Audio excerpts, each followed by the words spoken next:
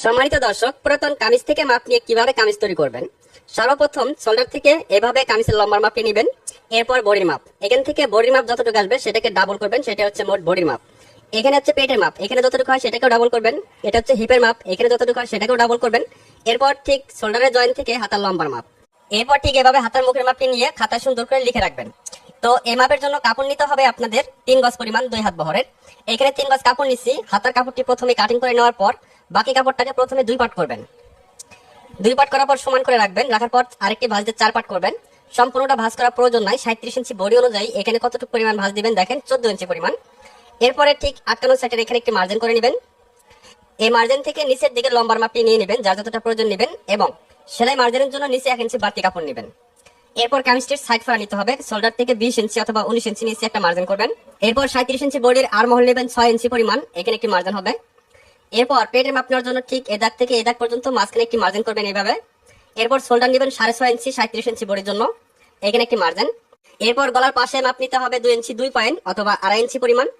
এরপর সামনে পিছনে সমান গলা হলে লম্বা নেবেন 5 ইঞ্চি অথবা 5.5 ইঞ্চি পরিমাণ। এরপর গলাটা গোল রাউন্ড শেপ করে নেবেন। এরপর বডির মাপকে 4 ভাগ করে 1 ভাগ নেওয়ার পর 1 ইঞ্চি করে বেশি নেবেন। পেটের মাপকেও 4 ভাগ করে 1 ভাগ নেওয়ার পর 1 ইঞ্চি বেশি। হিপের মাপকেও 4 ভাগ করে 1 ভাগ নেওয়ার পর 1 ইঞ্চি বেশি। 30 ইঞ্চি বডির নিচের ঘের সেলাই সহ 13 ইঞ্চি নেবেন। এরপর এইভাবে দাগগুলো মিলিয়ে শেপ করে নেবেন। খুব সুন্দর করে মার্জিনগুলো টেনে নেবেন। এরপর নিচ থেকে এখানকার মার্জিনটা টেনে দিবেন, পাশাপাশি সেলাই মার্জিনটাও করে নেবেন। এরপরে আর্মহোলের এখানে একটি মার্জিন করবেন। এখান থেকে নিতে হবে 1 ইঞ্চি, যেহেতু সামনে পিছনে একই গলা তার জন্য তালপাট কাটিং করা যাবে না। এভাবে মার্জিন করার পর খুব সুন্দরভাবে কাটিং করে নেবেন। যারা একেবারে নতুন, ভিডিওটা দেখে দেখে চেষ্টা করবেন। আর ভিডিওটি ভালো লাগলে অবশ্যই বেশি বেশি করে শেয়ার করে দিবেন নতুন ভিডিও দেখার জন্য। এভাবে কাটিং করার পর এখানে একটা চিহ্ন হবে এবং এখানে একটি চিহ্ন। এখানে সামনের এবং পিছন পার্ট একসাথে কাটিং করে নিছি। এবার আমরা হাতা কাটিং করব। হাফ গজ কাপড় থেকে ঠিক হাতার কাপড়টিকে এভাবে 4 পার্টে ভাঁজ করবেন। এরপর এখানে একটি মার্জিন করতে হবে। এরপর 2.5 ইঞ্চি নিচে আরেকটি মার্জিন করতে হবে রাউন্ড শেপ করার জন্য। এরপর এখান থেকে হাতার লম্বা আছে 12 ইঞ্চি, তো এখানে আমরা 12 ইঞ্চি নিয়ে একটি মার্জিন করব। এরপর সেলাইয়ের জন্য 1/2 ইঞ্চি নিয়ে আরেকটি মার্জিন করব। এরপর এখানে হাতার মুখের মাপটা নিয়ে নিচ্ছি। এরপর 1 ইঞ্চি বাড়তি কাপড়। এরপর এখান থেকে বগলের মাপটা নেবেন 7.5 ইঞ্চি। এরপর 1 ইঞ্চি বাড়তি নিয়ে ঠিক এভাবে শেপ কাট দিয়ে শেপটা দিয়ে নেবেন। এটা হচ্ছে আপনার ডিজাইন হাতা, যে হাতাটা দেখতেছেন পুরাতন কামিজের, ঠিক ওই রকম হাতা তৈরি করতে হবে। এরপর খুব সুন্দরভাবে কাটিং করে নেবেন।